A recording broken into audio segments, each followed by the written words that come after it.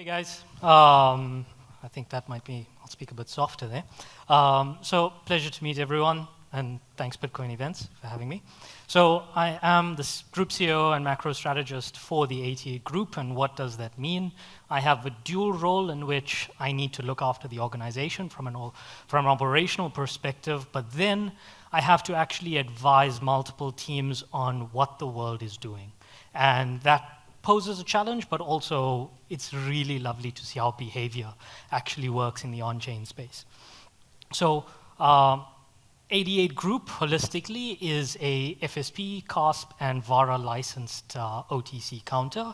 We're also a regulated authorized dealer by the South African Reserve Bank, so we participate in the arbitrage. For many of you sitting here might already do.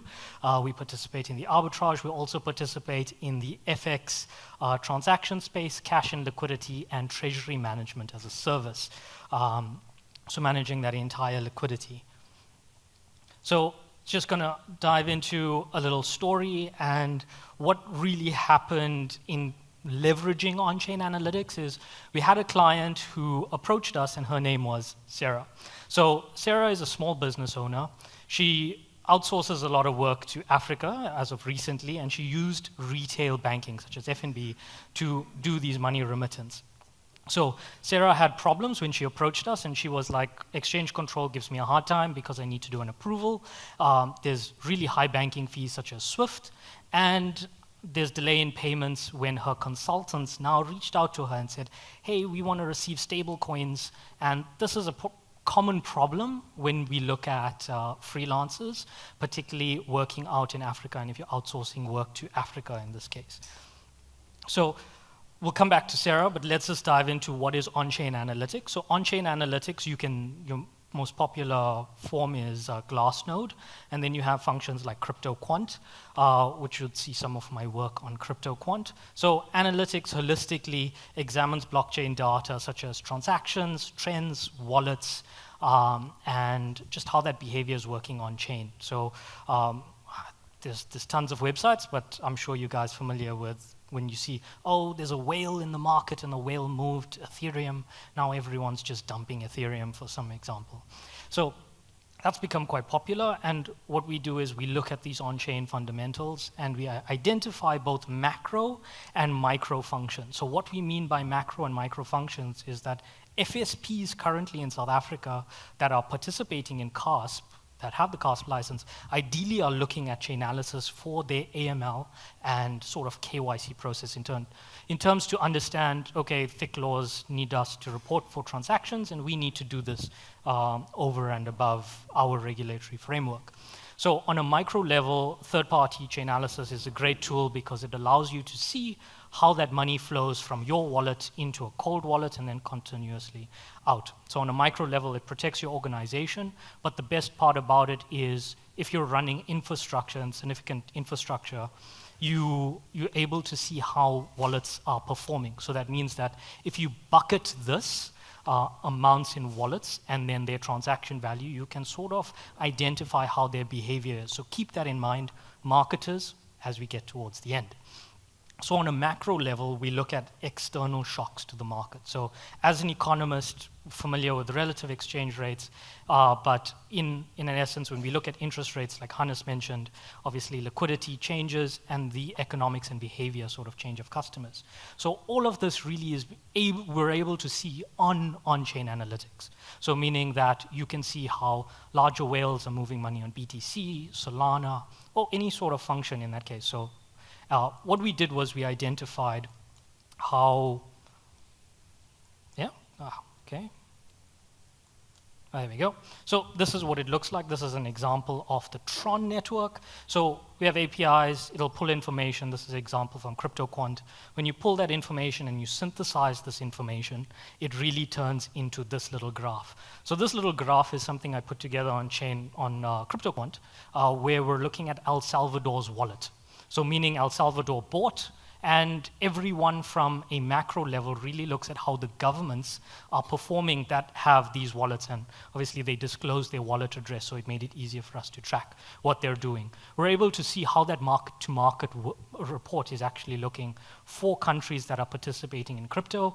And you would have seen an article recently where the IMF is like, El Salvador, you need to take a step back and you need to review before you're sort of playing in the space. So looking at that framework from a macro strategist point of view is something that's really key to see how that really translates into regulation, but also how it translates into sort of how the SARB would look at it, because the SARB really takes a lot of cues from what's happening in UK, what's happening with the Monetary Authority of Singapore. So all these guys that have already piloted projects, they really look at this holistically.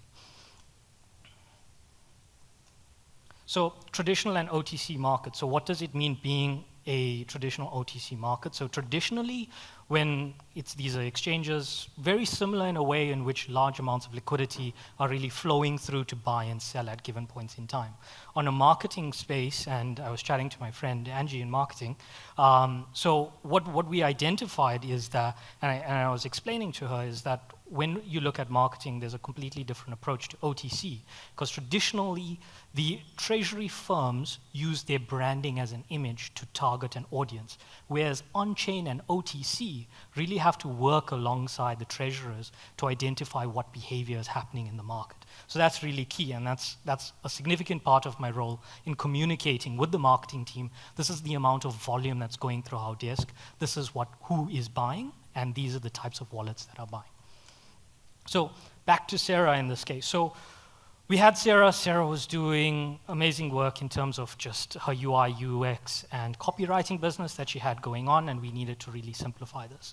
So what Sarah identified before she came to us was she was like, USDT is very expensive. Why is it very expensive? Well, like there's a premium, ideally in exchanges, and that's a real big problem that until regulation really comes in, the spread would be that wide. But what we identified and what we could use as a pilot was Sarah's sort of how she was making these payments and how we can really guide her in a cash and liquidity point of view. So we proxied some local data, South African economic data and sentiment, and we looked at on-chain analytics such as supply ratios, how miners were performing, and both on the USDT side in wallet activity and on the BTC side. What we identified there is that local exchanges in which that was selling crypto and OTC counters sort of participating in this, there was a lagging effect in sentiment. So meaning that when there was a real positive sentiment in the ZAR, and that we saw from the GNU over this last period, is that certain exchanges lagged the effect. So what that allowed for is when that positive effect actually happened was OTCs were really facilitating massive spreads on arbitrage. So they were taking that and they were liquidating it on multiple exchanges that exist currently in South Africa. So we took that effect and we identified, okay, how can we service an SME market, particularly like Sarah in this case? How can we service her? And we identified that when these spreads sort of deviate on positive macro impacts, we're able to accumulate a significant amount of USDT. For Treasury perspective and using Treasury methodologies in cash and liquidity, we're able to identify how much of hedging positions we needed to take at given points in time. So that was really beneficial. So when we identified, that was a great part for Sarah, and that was a great part for us to identify, and for you as the audience to identify, really consider looking at these positive macro effects. So these positive macro effects really, if you're a dollar cost average type of investor that's accumulating USDT and then you're kind of staking your USDT or buying anything, look out for these positive effects. So that's something to keep in mind. Moving over into the marketing insight. So as a macro strategist and just following everything in the market, I really had to focus in on how my treasurers and how my dealing desk was really looking at the broad scope of the market. They, as dealers, which is their job, is to focus on buying and selling at given points in time, but what they missed was what was happening in the broader aspect of the market. So what I identified, and going back to my marketing team as an holistic approach, as the operating officer, is that they should not work independently of the Treasury in this case. That's something that we're piloting within our organization to tell our marketing team, consider on a monthly basis touching base with our Treasury team. Why? It's because the Treasury team are buying and selling liquidity for different amounts of wallets, but also with our analytical approach, we were able to monitor how that money was flowing through wallets. So bucketing that, in Sarah's case, we know Sarah will then pay monthly to a freelancer in Nigeria, for example. Marketing would ideally use this information on small wallet businesses, if we're looking at SMEs, to actually target discounted rates or incentives at that given point in time. So what it's really doing is it's bucketing the wallet transaction flow, understanding the behavior, passing that to the marketing team, and allowing the marketing team to actually have targeted ads to the broader community in terms of, and that's focusing on the microeconomic level of the on-chain analytics. On the macro level of the on-chain analytics, when we're looking at supply ratios, what's happening in the derivative market, we actually identified that some of these are either leading indicators and some of them are lagging indicators. And we can sort of incentivize traders that are participating in our OTC to actually take advantage of what's happening. So anticipating a price drop that would be happening because of on-chain analytics and how whales are moving their money, we were able to then do targeted marketing to either newcomers into the ecosystem or to just target the guys that are regularly discount cost averaging in their overall market. So my advice from a operating officer point of view to the marketing teams that are sitting here, don't work in sort of isolation with just one particular environment. Really speak to the analytics team and really speak to the treasury teams that if they are or are not implementing on-chain analytics overview.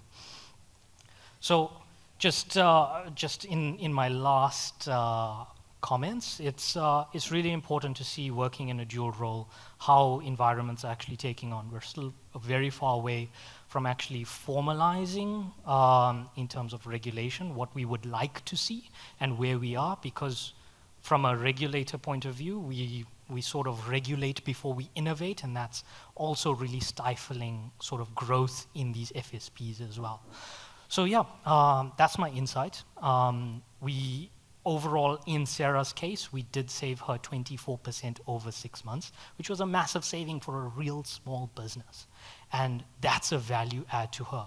When copying that model across, we're now testing it in SMEs, and I'm sure you guys are going to use some of that insight for your businesses as well, and hopefully that helps. Cool. So yeah, if you have any questions, happy to take questions, and because I know we're well ahead of time on my side. All right. Cool. Okay. Thank you so much.